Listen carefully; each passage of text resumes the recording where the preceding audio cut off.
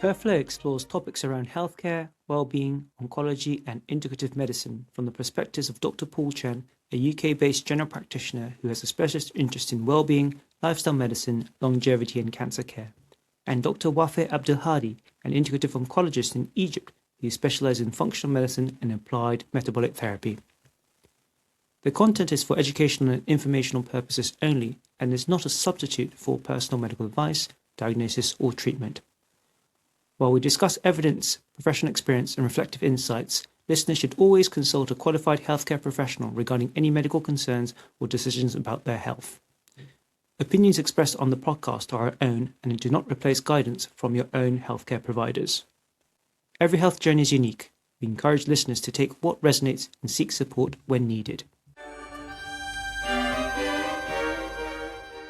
Welcome back, guys, to another episode of HerFlow.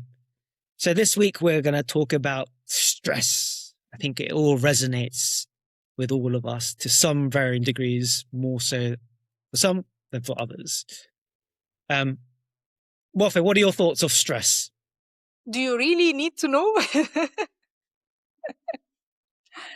Well, stress is, it depends on the person. It's individualized from one person to another. So if someone is single, they are stressed about being single. If someone is married, they are stressed about other issues. If someone has kids, if someone is a widow, if someone has a disease, if someone has a financial crisis. So it's if someone is lonely. So there are a lot of stresses in our lives. But it's just I need for our listeners to understand that stress exists. Nobody lives without stress, but they need to understand how chronic stress impacts our bodies, and then what are we going to do about it to reduce that amount of stress so that it wouldn't impact our body, so we can live better, longer, healthier.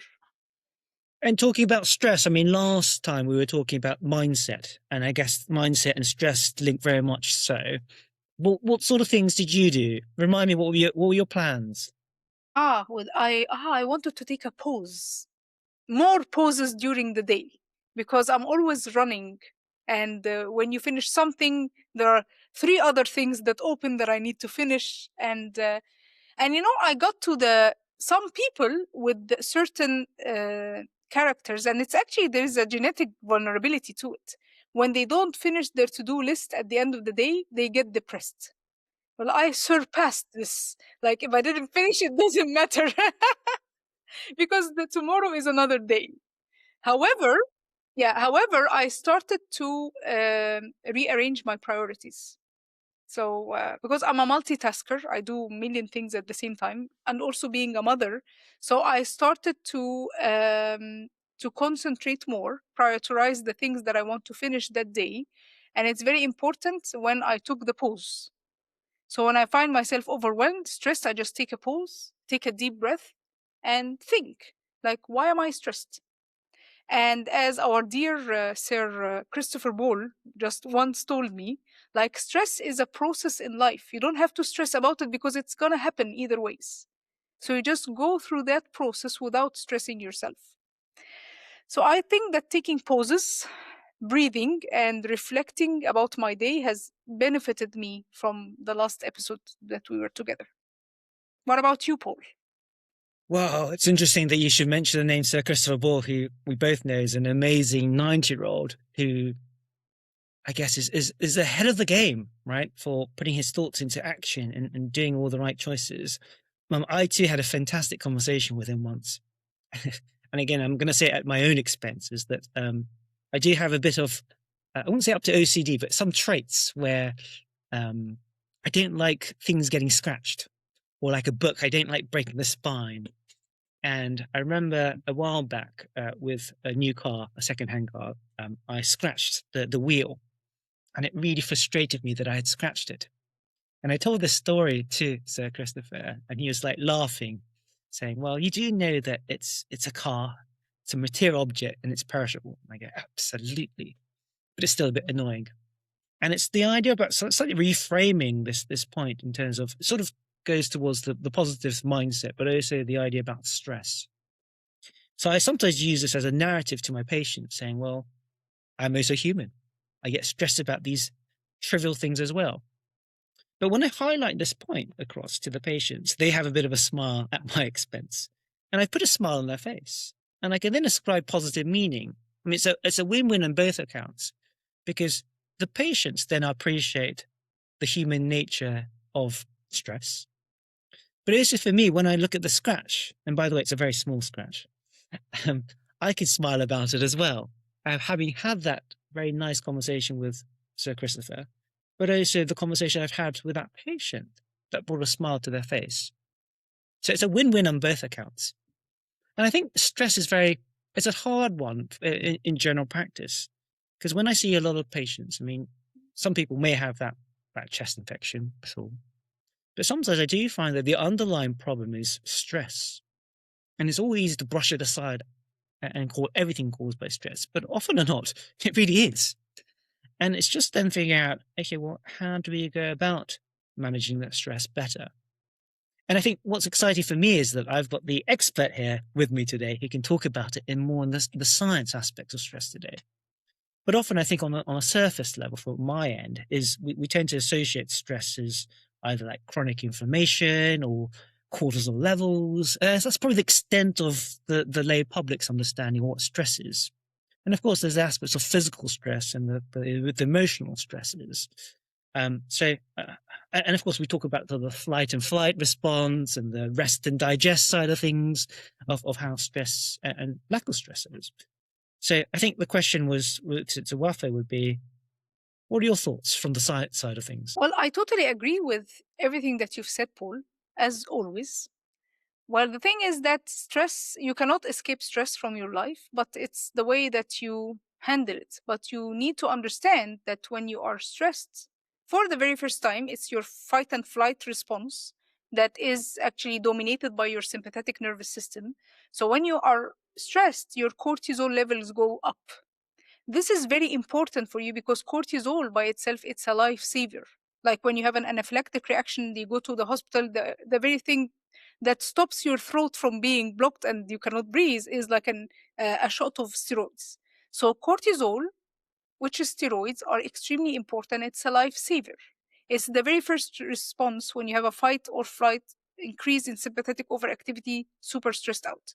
But on the long term, because when you have stress, you get the high cortisol levels, you increase something called inflammation in your body so that the body is ready to take action. If you have an inflammation, an infection, whatever happens in your body, it is ready. If that cortisol level is elevated for a very long time, it doesn't the inflammatory response is not dampened, and then it goes to the brain, like, and tells the brain there is still inflammation, can you please produce more cortisol so I can be more inflamed.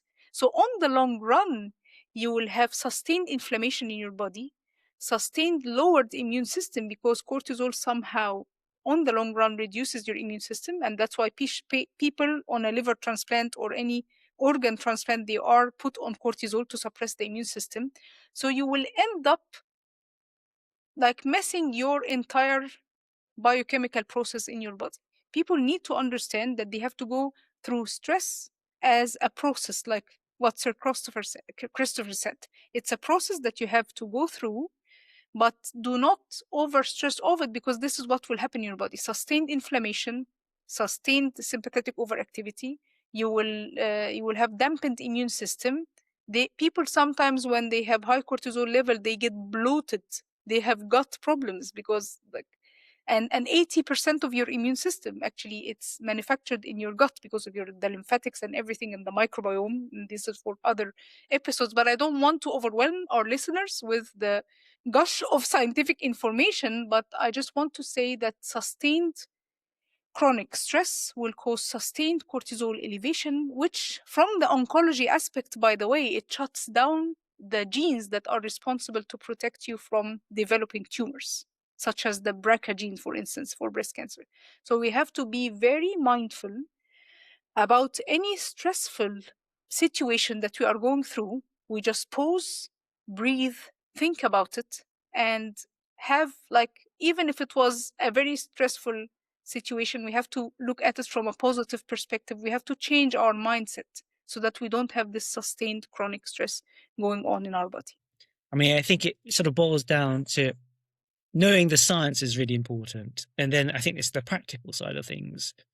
And I think it's hard, perhaps even for ourselves or even the listeners, to figure what is it that we can do to reduce our stress. I do think it is person specific and very subjective. I think it depends on one's own resilience, which we talked about in the other podcast very briefly. Sometimes, I mean, there's a fantastic book that might be worthwhile actually sharing here. It's called "Don't Sweat the Small Stuff," and it basically says what it says on the tin. If you can try to stop sweating about the small stuff, you can then dampen down that stress response. And I think it's then figuring out from a practical side of things, what are the stressors in your life? What can you do to mitigate or reduce it? What things can you do to optimize your health so that you're not stressed and so that you have your resilience?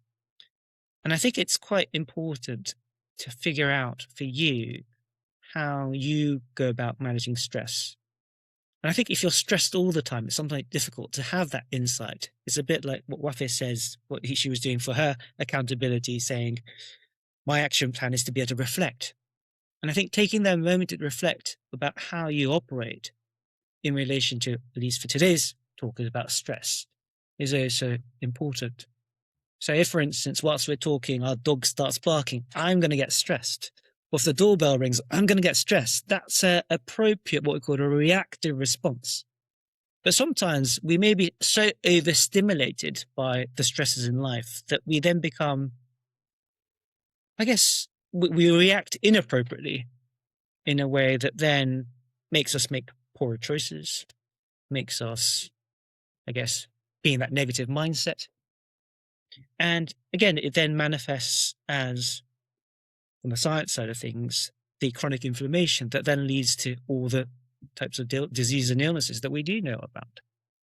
I mean, if you take the hallmarks of aging, and there's a few things that are linked to what we talk about aging, and as they say, the hallmarks of cancer, well, we know that chronic inflammation is a bad thing. And we know stress is also intertwined with that. And so I think it's that knowledge that saying, okay, well, sometimes we tend to, I mean, Wafaa and I, we often have a laugh about, we have this badge of honor saying, I'm busy. Of course, that also equates to, I'm also stressed because I'm busy. And that then has a negative knock-on effect to our general well-being. And it's just having that realization, say, okay, well, can I break that cycle of my choices, good and bad, that may, I guess, not by choice or by design, lead to some level of stress. I mean, I think it's also important for the listeners to know that some element of stress is actually good for you. I mean, if you didn't have it, you can be in a lot of problems, right? We could all be sort of apathetic and lethargic and not really care about things when that tiger starts pouncing on you, historically, on an evolutionary science and meaning. And so it's sort of intertwined with our physiology, our biochemistry, to have a stress response. But it's just something to be able to perhaps dampen it down in this day and age when stress is so rife. Absolutely.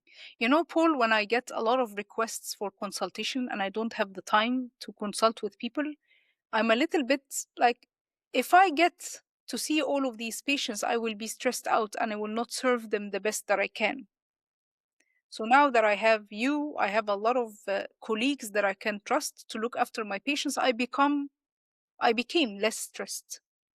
But the thing is that there was this one incident that it came into my mind now. I was at the supermarket with my kiddos. We're getting the lunch boxes for a new school year, and all of a sudden someone stopped me at the supermarket and she said, "You are Dr. Wafaa Abdel Hadi, or in Arabic, Wafaa Abdel Hadi." And then I told her, "Yes, how may I help you?" She said, "I just got diagnosed with breast cancer and this, and can I show you my pathology, blah, blah, blah." And I was just shopping for lunch boxes in the supermarket with my kids. So I was stressed because of two things. This is someone in distress who needed my help. But at the same time, this is my family time and this is my pause. So what am I going to do about it? Unfortunately, I stayed with her until the end, until she opened her mobile and she showed me all her pathology. And then at the end, I told her, like, can you please email them to me and we can schedule a session? Or I could have told her so that I wouldn't be stressed out for leaving my kids for an hour waiting for me to answer this lady in distress. And I would have told her, like, I acknowledge what you're going through. I understand it, but I would be more efficient if you send me those and we schedule an appointment. So it happens like you cannot just stop stress, but you learn from your experiences on how to handle stress. Like when you go to, like, if someone hears a bad news, one person might like fall and collapse from the news, and another one would like stand, take a deep breath, and said, "So what are we going to do about it?" There is, by the way, genetic vulnerability. Like there is like a methylation processes going on. There is like the bless gene, the FAAH bless gene that we have in our body. So that's why the personality affects how you handle stress, and actually the environment that you were brought up in. So all of this, like genetics, environment, your life experiences, it shapes who you are and how you can handle that stress. I think it's so true. It sort of reminds me of during the peak of the COVID pandemic. I had a lot of patients coming in being quite stressed and anxious. And I tell the patient, saying that this might sound really self-centered and selfish, but first things first, news is inherently negative. News won't sell if it's talking about really good stuff, just the nature of what news is. And I also said what's really important is try to be kind to yourself, number one, because you can't help anyone else if you're not well yourself. Focus on your family first, then your friends, then locally, then nationally, and then worry about what's going on internationally, because these aren't actually in your control. And I think the word control is quite useful here. So to a certain degree, you, as the responsible individual, a theme here, can make your choices. It sort of essentially boils down to your choices. And again, that would be carved by experiences, the friends that you forge, the friendships you forge, the environment that you are working in. All these things will play a factor. But ultimately, it is your choice of how you want to operate. And I think when it comes to stress, it is, what's the saying? To keep your friends close, keep your enemies closer, right? So even with stress, I think it is something that we can't dissociate ourselves from completely. And it's just realizing that it's there, but you have to find peace with it at some level for you to function well. And then it's then having your non-negotiables to then say, oh, I'm feeling more stressed, I'm feeling more anxious. What is it that you then implement? And it goes back to the usual catchphrase, take your meds. Yes, the meds are mindset, exercise, diet, stress, sleep, social connection, and learn to be your happiest you. And I think that's probably the way forward to finding, we're never going to have that magic bullet. I love, Wafaa, you can correct me if I'm wrong, I don't think there's ever going to be a tablet, as in a drug, that solves and cures stress. Much as I love to be able to give my patients this, it's just not going to happen ever. And it's just putting those things in the mix, I guess, is the important take-home message, I think, for today. So I think one thing that I can reflect, or one thing I can do to manage my stress, talking about the incident in the supermarket, is like gratitude. Like I am grateful that about having my job helping people all around the world, even if it was stressful. So I need to manage the stress by being grateful, pause, and see what are my next steps to manage this stress so it wouldn't be stressful for me, but I am grateful for being the person who I am. What my genetics, my environment, being brought up by the best mom and dad ever, may they rest in peace. They have created who I am, so I am grateful of being who I am. And having that gratefulness and gratitude from time to time when I think about it does not make me stressed. What about you, Paul? Just one thing. I think I'm going to also hijack your gratitude, just in a slightly different dimension. So I'm going to hijack it on focusing the time that I get to spend with my friends and making sure that I get to share some of my inner thoughts, which I can do with Wafaa, nailed it. But also giving the time, again, a bit like what you mentioned about pause and reflection. I think that's a really important one because that really brings down that stress level when you have that moment to think. And of course, I'm going to breathe and focus on my breathing at the same time. And I think that's also equally important. And so that's what I'm going to do for until next time. And so, as usual, what are we going to ask the listeners? What are you guys going to do? If you can have a bit of a think. I mean, it's not an easy one, I guess. And again, it's going to be very unique to you as the individual about stress. If we can just bring it down a notch, I think that's a win. Don't expect miracles, but I think it's one step at a time that really matters. And I think that's where we are for stress for today. So on that note, we're going to call it a day and hope we look forward to seeing you in the next episode. So bye for now. Bye.